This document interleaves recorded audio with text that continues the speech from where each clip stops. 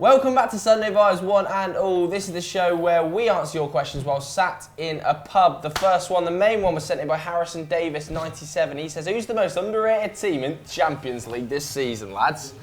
From Sheffield, is it? You got an answer, lad? Shagger. Most underrated? I don't know. What do you mean? As in, like, they have a chance of actually winning it, or just generally everyone thinks they're and they're not? I don't know, mate. What do you want me to do? Give him a phone call? You got his number. Just answer the question. I don't know. I think Inter Milan are actually pretty good. They haven't started the season terribly well, so there's a lot more to come from a really talented squad. Good value for an away win against PSV, which is not easily come by, because that PSV side, they're difficult to beat. Blockbuster goal, that was. I was going to say, was it Rosario? Absolute Lord of the Pings. Absolutely outrageous goal, but they were comfortably dominant in that game and held on against Spurs. Spurs don't look in great form as well, so I think Inter could... That's an understatement. I think Inter could probably get out of this group with relatively little difficulty. Spurs are rank. They are.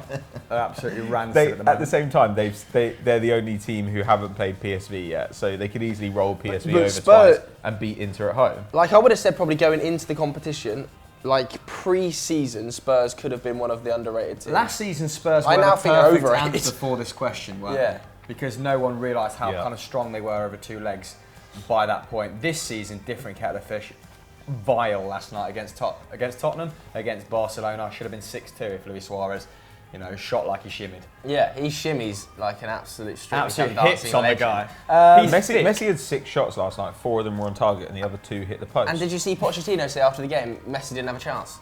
Which I thought was an interesting quote. That's from quite Poch. That's quite strong. It's quite brave. A strong angle. Seeing as he definitely did and scored 2 goals. But and both of them were unmarked shots from the centre of the box with nobody in front of him. I actually thought his second goal was a replay of the first goal while it was happening. But Poch actually, he's gone a bit Mourinho, hasn't he? But more licence to be pissed off, considering he wanted to strengthen in the summer, quite obviously. Daniel Levy didn't give him enough money to do so. And now they've been walking on a tightrope for a little while, haven't they? Relying on Pochettino to get the best out of young players, to kind of bring through players like Harry Winks and kind of pad out the squad in that way.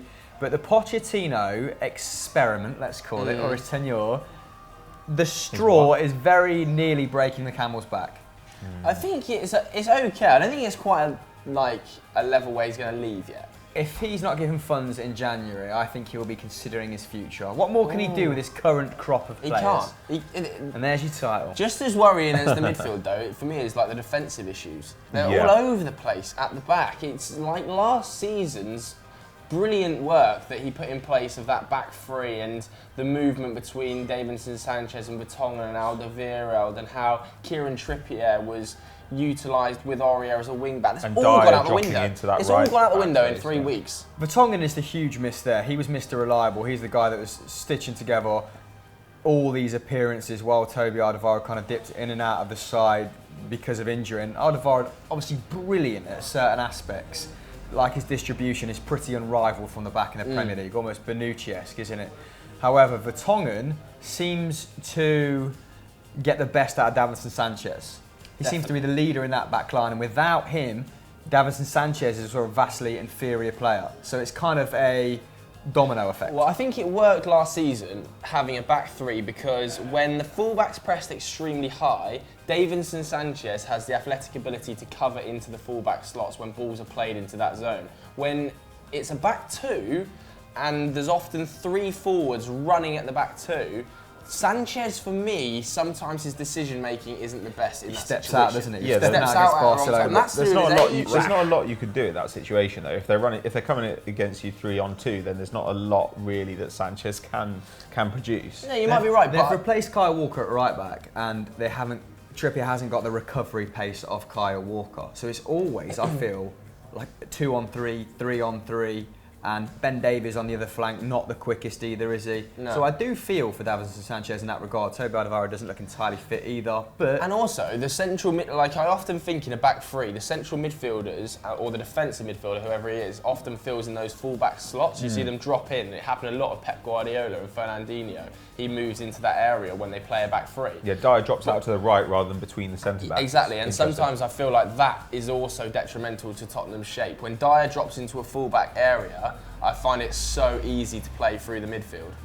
Like the amount of times Messi picked the ball up in about 20 yards of space in the centre of midfield last night was worrying. I know it's Harry Winks and Wanyama last night, but the same thing. Yeah, well, I mean, Winks and Wanyama were shocking last night. Or Winks was doing his best, but was still very poor. Like they just couldn't stop them running through the centre of the park last night. They couldn't do a thing about it. Tall order to ask Winks to be the controller at the base of midfield there, because Eric Dyer and Victor Wanyama certainly aren't going to help you play it from out the back. Well, Dyer's a competent passer, but kind of. I think Dyer's a bit underrated, to be honest with you. Really? But I do not think he's stealing a living at a top club, to be honest. Really? I think he's an Everton player. I think he's fine. He's a good utility man. I know Spurs were an excellent team last season with Dyer. They were an excellent team the season before with Dyer. Like, I don't really see the issue. But it's, they just need the three at the back, because last season, even when Alderweireld wasn't playing... But Vertonghen's out for 6 weeks now. But even when Alderweireld wasn't playing in the last few weeks of last season, when Vertonghen was playing with Sanchez, they were still poor defensively towards the end of last season.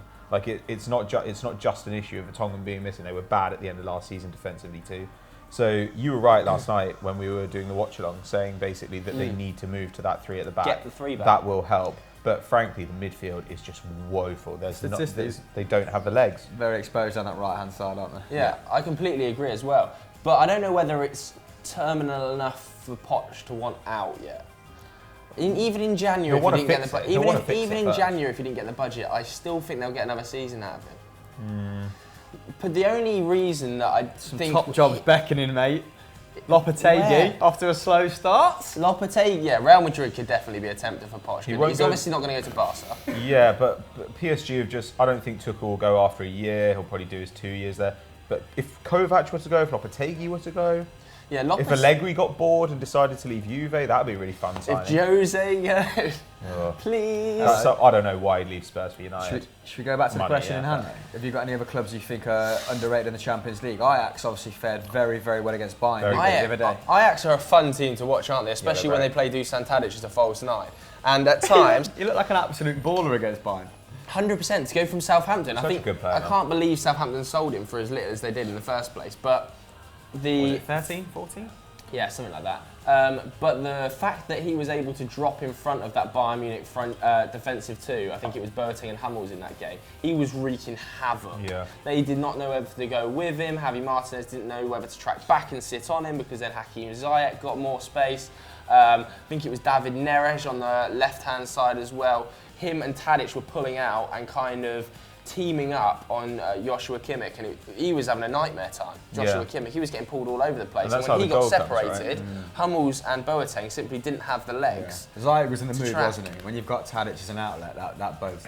They were so fun. I mean, they definitely should have won that game. Van der Beek missed an absolute sitter when Daley Blind. There were three or four of them. He toes it wide. There were 3 or 4 of them though, where they just had a little tame finish from kind of 7-8 yards out. It was really worrying. Like, Boateng looked off the pace actually, but that's the interesting thing. I mean, like, when you have so much creativity in terms of Neres, Tadic and Ziyech, then I don't know, often people talk about an attack needing a focal point, but it can be kind of an advantage if you don't have one, in the sense that defenders don't know who to key on.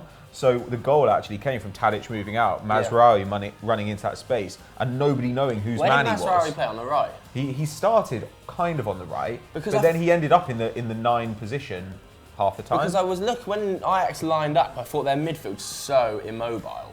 Like Daley Blind and Van der Beek in central midfield. I think Van der Beek was he was kind of just in front of the back four, wasn't he? Daley Blind is one of the most immobile players I've ever seen play the game.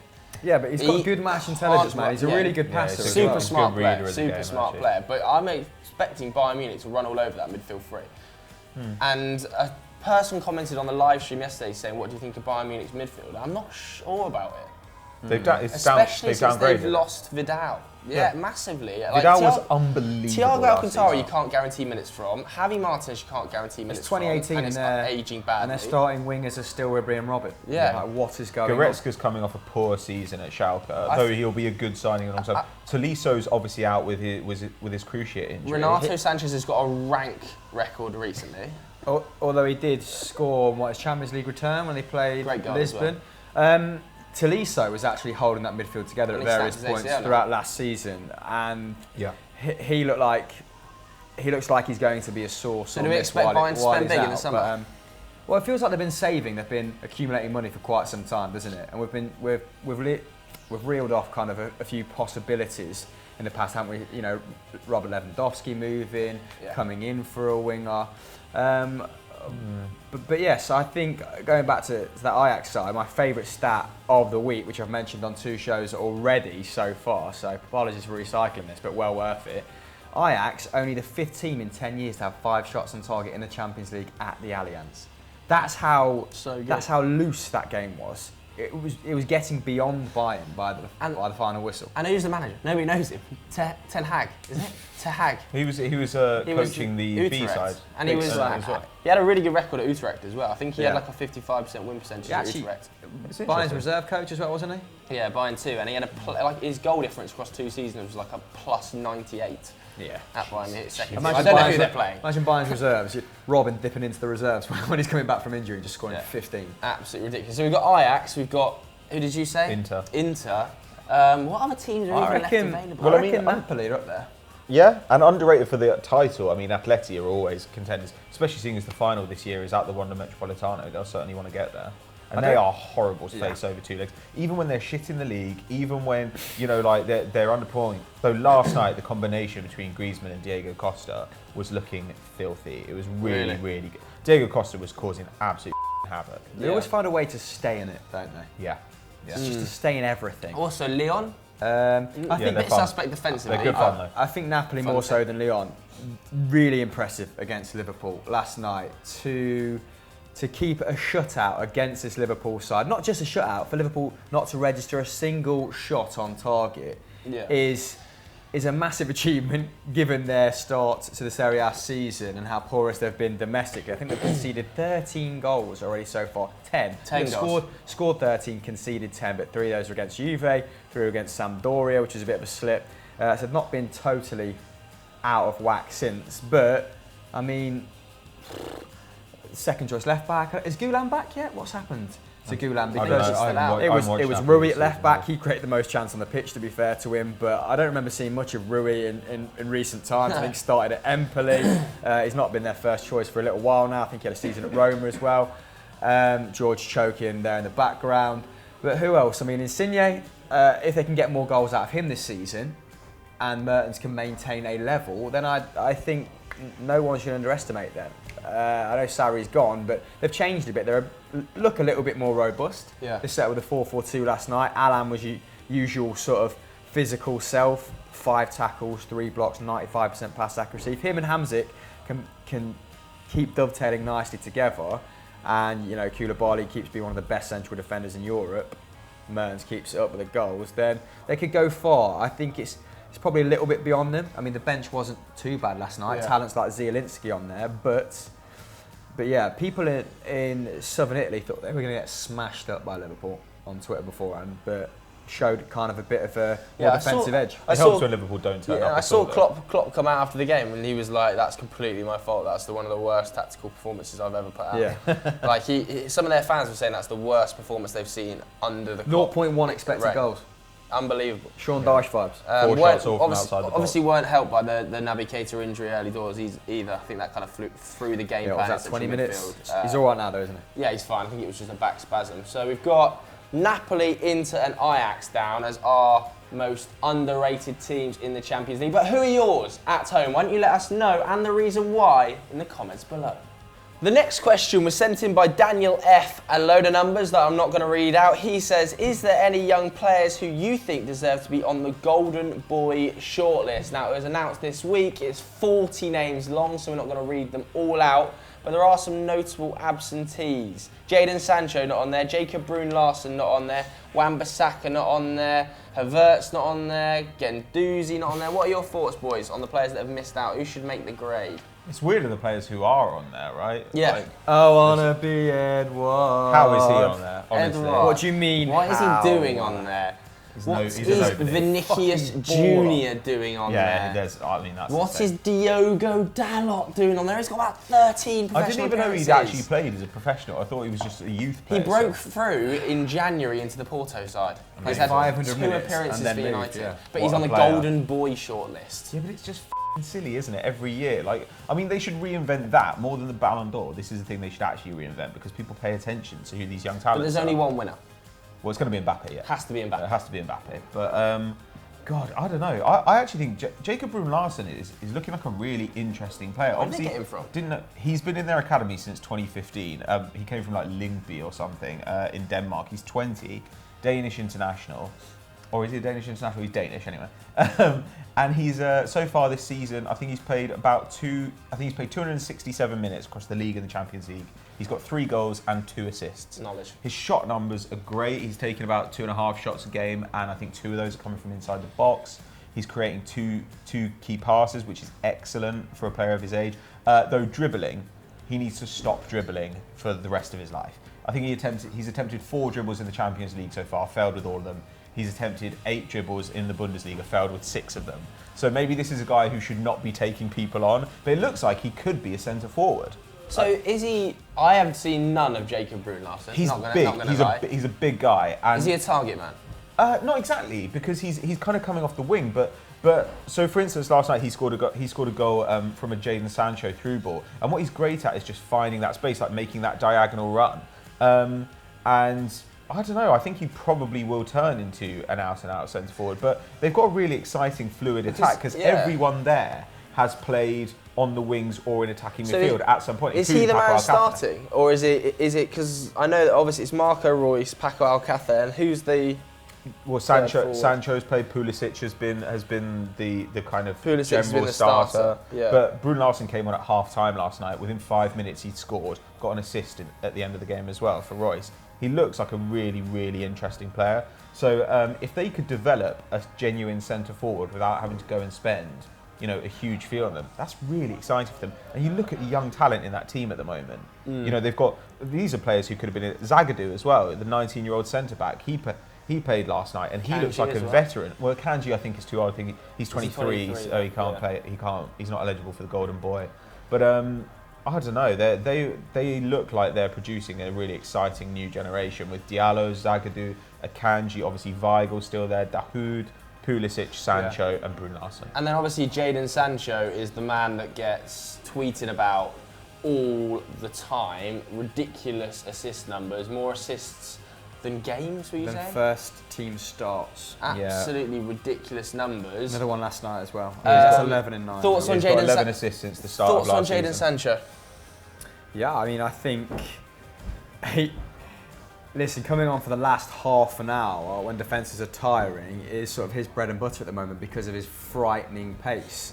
And he's a very adept dribbler, but also very intelligent. He knows when to stop the ball. His delivery into the box is great. He's got a really good understanding with Reus. He seems to partner quite nicely as well with Paco Alcácer.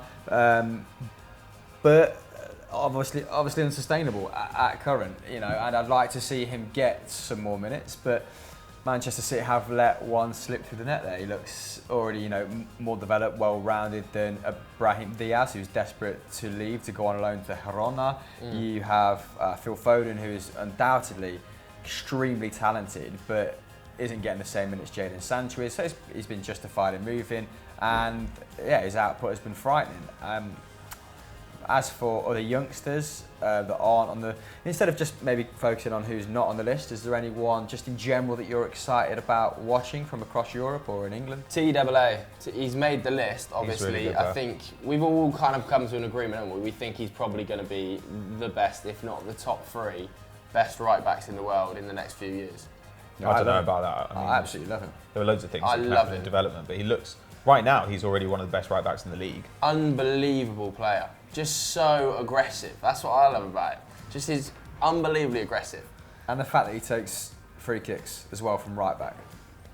Danny Alves vibes. I mean, he's horrific to face in a one-on-one as well because he actually he reads the one-on-one really well, which is something that someone like Umtiti does. Where he's also stronger than you and faster than you. It's a great combination. I think the perfect example of Trent Alexander-Arnold's massive skill set was last season in the Champions League against Leroy Sané when he played him off the park, and that was the moment I thought, F me, this kid's unbelievable because it's so good going backwards as well as going forwards. And his distribution's amazing. He's got that lovely diagonal ball, hasn't he? Talking of tough in the one-on-one, when you said that, the league sprang to mind. He was awesome against Barcelona, against Bayern Munich the other night, and he seems to have beefed out. He's become how much kg he's put on. Physical behemoth, hasn't he? I remember watching him being a little bit lightweight against United. Yeah, Europa League final, him getting chucked about. I mean, he was a lot younger then. Like he was 17 then. Yeah, but he's put on 70,000 kilograms. It's outrageous. Yeah, De Ligt and Frankie de Jong, I think, is probably the most talented player Ajax have produced in a long time. He and De Ligt are really their stars. David Neres, has he hit 21 yet? Because if he has, I think he might have. But otherwise, he would be a shout because he's an incredible player. I mean, he's an amazing dribbler, got a great left foot, can play on either side, which is actually quite unusual for such a one-footed guy. He's fast. He hasn't got that top-level speed, but he's pretty damn quick. And last season, it was a goal or assist every 90 minutes for him. Justin Kluivert's on the list as well. Obviously, left Ajax, so they are starting to produce some players again. Ajax, a little bit of a hiatus. Definitely, in the Netherlands generally, with people like there's also players like Bart Ramselaar, who is at PSV Eindhoven, and then Javaro Dillerson. So they're Never heard of him. But cool. Still good knowledge from you. But we all know he's going to win it anyway. It's Kylian Mbappe. Well, fair enough. Just nobody even close to him. Yeah, fair enough. He deserves to win it. The chasm between Kylian Mbappe and the rest of the 19, 20-year-olds in world football is so ginormous. He's 19, he's made 20 appearances in Europe, and he's contributed to 17 goals in that time. Crazy. Freak. And he's already won what? World Cup. And he's been shifted around everywhere. League Cup. Yeah, he's actually accommodating Neymar. He's accommodating Cavani. He's played on the left. He's played on the left. He's played as a centre forward, and he's played on the right. That's super rare.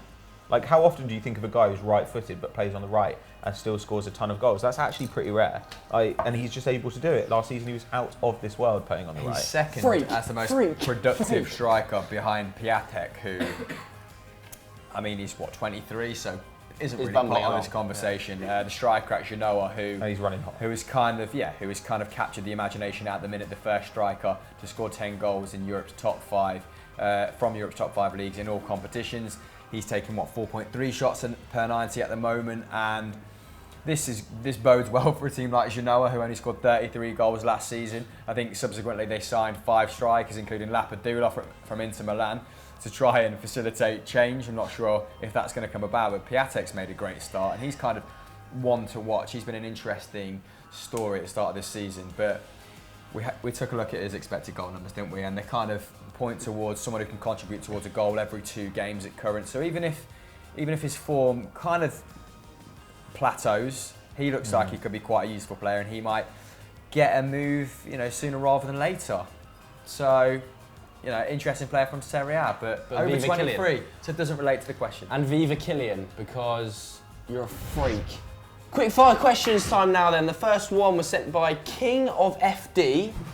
Oh yeah? It's an interesting Twitter. Presumptuous. Get a life. How dare he? He says, what players that are currently playing would get into your best ever Premier League XI? Oh, that is interesting. That's a really good question. Tasty question. From the King. David Silva for me.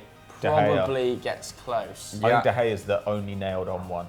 I think Sergio Aguero is knocking on the door, absolutely. Definitely. Yes. Vincent Kompany maybe at centre-back? Yeah, I don't know, there's quite a lot of competition there. I think there's a good shout for the right-back slot. The right-back slot traditionally poor. Gary Neville always fills it. Obviously did a job for United, but there are more talented right-backs in the Premier League now than Gary Neville. As Piliqueta. Kyle Walker. But you can't put him in the best. He's won 1 title, and and this was the first season that anyone said he's world class. No one said he was world class before City signed him. We all said he was very good. As Piliqueta's then not a bad shout. Been sensational his whole time. I mean, admittedly on the left and the right, and on the right wing at one stage under Benitez. And centre half. Yeah, and centre half. I mean, he does deserve a place for that. And you know who else is knocking on the door? Is N'Golo Kante, obviously. No. N'Golo Kante has to be in the conversation. No. 2 Premier League titles. Central midfield is the most harrowing area of the best Premier League 11. Sure, but I think but if you're building a real team, not like a completely dysfunctional one. Yeah. So you do have a defensive midfielder, then you're basically looking at who are your contenders there. Makelele, Kante, Keane, maybe Gilberto Silva. Vieira. It's hard to look. Vieira's not a defensive midfielder, really, though, is he? Is Kante really a defensive midfielder anymore? Yes, he has. He's not just that. He's not a holding midfielder, as in he just sticks in one zone. But I think he's reinvented it. You know, he can give you defensive solidity while giving you transition as well, which is more than Makelele ever did, and it's certainly more than say Gilberto Silva did. Maybe Keane is a little bit closer in that regard because he was more of a passer. Oh, it's a tough one, isn't it? I think De Gea stands a good chance. Yeah. Up there with Petr Cech. Yeah. I think by the time Harry Kane ends his career, he probably will be a shoo-in. I don't think he'll be a shoo-in. Really? Over Henry. Over Alan Shearer. Well, it depends what formation you boys are playing. Cristiano Ronaldo. Rooney. I think I'd probably always take Alan Shearer over Kane. Really? I don't know. I wouldn't take. Shearer's scoring record is dirty. I know, and he was filth, and to get 260 goals yet in that Newcastle side after winning the Premier League, yes, kudos goes to Alan Shearer, but I didn't watch him, I didn't appreciate him as much as I appreciate Harry Kane, and this says, best ever Premier League XI, right? So, I think Harry Kane, what's he got? In 220 something appearances, 160 odd goals. He's pretty at current. So he's going at a good rate of knots, but Shearer was just so consistent. Yeah, isn't it? Yeah. He went away, had a knee injury, came back, still scored. Rooney as well. Right. Rooney has to. I think if you're talking about people who contributed the most in the Premier League, Rooney, I think almost has to go in immediately. Yeah, like, 2 supernova seasons. Unbelievable player. Played a number of positions. Should have won a treble. Never really had a bad season. An awful lot of his partners, better players, and boosted their numbers, no doubt, with his unselfish play. Yeah, should have won a treble. Still bitter about that FA Cup. Should have definitely won a treble that season. But right, mate. Okay, next one was sent in by mad_city_. Will other world-class footballers follow Ronaldo's footsteps and go to Serie A? You're not a fan of the question, Pato, are you? I feel like we've answered it. We've answered it, haven't we not? Will other world-class footballers follow in Ronaldo's footsteps and go to Serie A? Interestingly, Italy's coefficient last night took over England's. They're now ranked the second best nation in Europe. And that has not happened for a long time, which kind of generally points to the gradual upturn that Italian football has been experiencing. However, are any other sides, barring Juventus, really going to be competing with the Barcelonas, Bayerns? Nobody can afford the world-class players in Italy. And Real Madrid's. Juventus' wage structure, apart from Ronaldo, is still quite, not modest, but moderate in footballing terms, isn't it? I think who's the next highest earning player? It was Higuain. I think it's possibly Pjanic, who is on about 150 a week, maybe, if reports are to be believed. So Ronaldo was a special case, wasn't he? The Premier League's always going to be because we'll see if cash. If they do, if they do go back in for Paul Pogba. And there's also a myriad of options in the Premier League that are going to pay you that cash. There's only Juventus out there. Really, they're going to stump up that £300 a week. Yeah. Napoli need to sort the stadium out before they sign any of the players. Yeah. George was telling me that in the heavens, people are just falling through their seats. To their death, to their demise. To their death? There you go. I really Exclusive hope they're not falling to their death. The final quickfire question before we move on to personal questions was sent in by Shub Degar. He says, for the betterment... What does that word mean? What? It's clear what that word means. What? For making it better. What are you asking? For the betterment of the England national team, should the FA put a bar on a number of foreign players allowed in a single team? Tommy Robinson vibes. No. It wouldn't even work. It's stupid. It will make the league worse. No. Well, we'll see when Brexit happens. It's going to be much more difficult to sign foreign players, isn't it? It might just naturally occur as a result of our terrible, terrible decision. No. They're going to moan about politics and football mixing now. Well, should we move on? I mean, anyone who moans about that is an idiot. But it's like you can't have that opinion and not be a stupid person. But generally speaking, it's weird, this idea that somehow the Premier League's there to serve the national team. The Premier League is way bigger than the national team. We've just spoke about Jadon Sancho at length. Yes. Absolutely killing it in the Bundesliga. Go and play abroad. Get some bottle. Pathetic. Aaron Ramsey, the next British player abroad. To Juventus. No. Nah, it's not even title worthy. Let's not talk about it. Personal questions then. The first personal question was sent in by Wilkes134. What's the best outfit you've worn or seen at a fancy dress party / occasion? Oh my God. James Wayne as the fake taxi man is James Wayne as the fake taxi man. Put that on screen right now. Unbelievable. And also Michael McCubbin as Eric Andre's ranch man. Has to be up there. Yeah. Incredible. He spent the entire night using ranch sauce as a chaser. Oh, that was horrible. rank. He kept offering ranch to everyone. It was It's awful. unbelievable. That was a great party. Hello meme, that was. Good one. Some fantastic outfits. What did you come as, Pato? I don't even remember. Yourself. Didn't even bother. No, sounds right. Pathetic. Again, above this.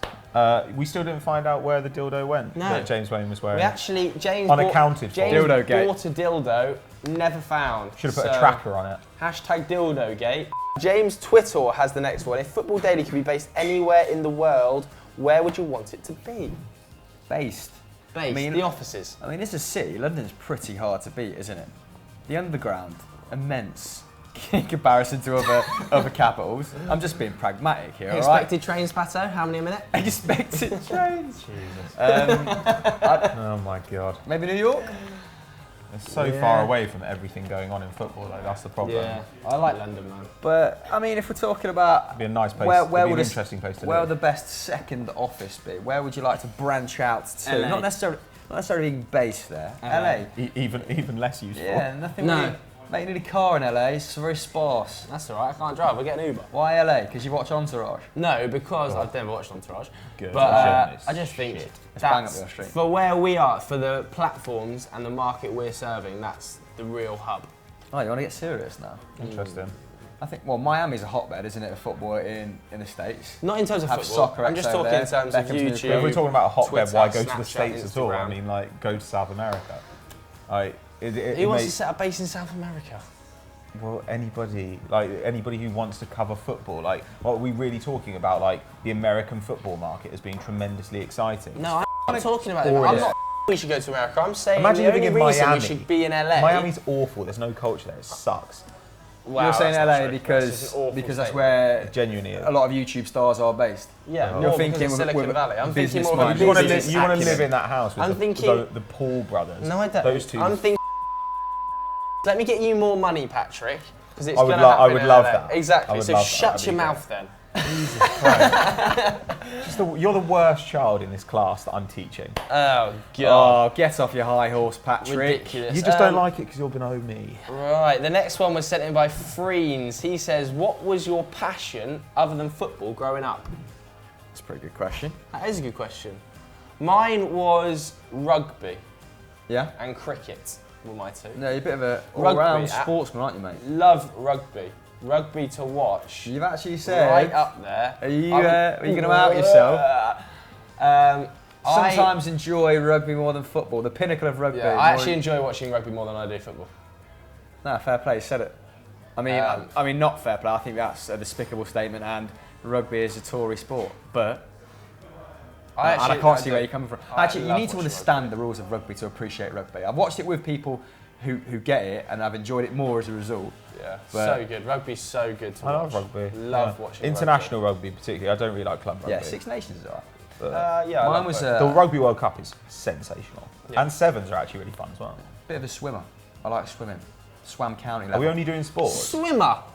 You. I know my small chody physique would not point towards that sport. It's frog but- legs. But I reckon you've been this height since about 11. Nah, I looked like a bobblehead until I was about 16. I was absolutely tiny, and now I'm just small.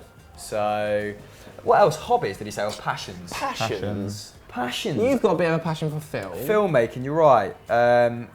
I have said this before. Went to New York, kind of scratched an itch there. Enjoyed the practical side of filmmaking. Would like to go back into film one day at some point. Directing. Wasn't the question passions growing up? Yes. Like, okay. So, What did you enjoy? Oh, I enjoyed candlestick making from the ages of 6 to 10. What did you enjoy mate, growing you're up? you tend to be a man of the people, but you're not. You're a little country posh What boy. did you And enjoy? know you are. What did you Pottery. enjoy? Latin. Yeah, I was hot at Latin actually. Speak some Latin to the people. You don't speak. You can though. You're a contemptible person. Yeah, actually, I play rugby. I really enjoyed playing rugby. I was good at tennis. You love me at tennis, don't you? You always playing tennis with a wife. Tennis and rugby were the only sports I was really good at. Like everything else, I was like fairly at. But those two sports, I was good. And I played music. What did I instruments? drew. I played Was guitar it when I was young. I played trombone, man? trumpet, and then I sang. I played guitar for a small time, but the only thing I could play was that song. It's like, whoa, huh, yeah. Whoa, what is it good for? Shocking. That's such a specific song for you to learn. This is around the time of the Iraq War, let's just be clear. I also did guitar, and I could never read the music. And I just pretended that I could read it because I acknowledged that I should be able to read this by now. I've been playing for like a year, but every time I looked at it, the notes are just like jump off the page. So I went full like dyspraxic vibes on it. What's dyspraxia? Anyway, moving on. But yeah, I could play Mission Impossible and Ode to Joy. Yeah, I think I could still play. I think I could play Ode to Joy off the top of my head still. Like that's just something you learn, isn't it? But and drawing as well. And Drawing Brown as well. Girl in the Ring, and didn't realise the racial implications until I was about 15, 16, and thought, hold on, why am I being taught this? Music teacher was. Any other passions, or are we wrapping up? Yeah, I think. Yeah, drawing. What else? Drawing? Mm-hmm. What, like nudie? Yeah, nudie. That's what I was into growing up. Can you draw a... Right, so that's the end of Sunday for another week. Gentlemen, what else is happening on the Football Daily Network this weekend? Gentle. Drawing competition, mate. Such a generous word. Stat Wars, the league. Just to, rein this back in, twice a week on Football Daily, Euro Football Daily. And we have, 2 live streams. One, obviously, yesterday. One today. So go and watch the Football Social today. Sean Goat's on it. Bang. Bop. Is it actually the GOAT? It is the GOAT. The GOAT. Feed the GOAT, You know he what? will score. That's a great guest. It is. You can't beat that with a stick. Enjoy. Watch that. With a stick. Bye. Watch that with a stick. The season. Oh! Jesus. Someone... Oh my god. That's horrifying. So many. What was that? Getting the demons away. Flies.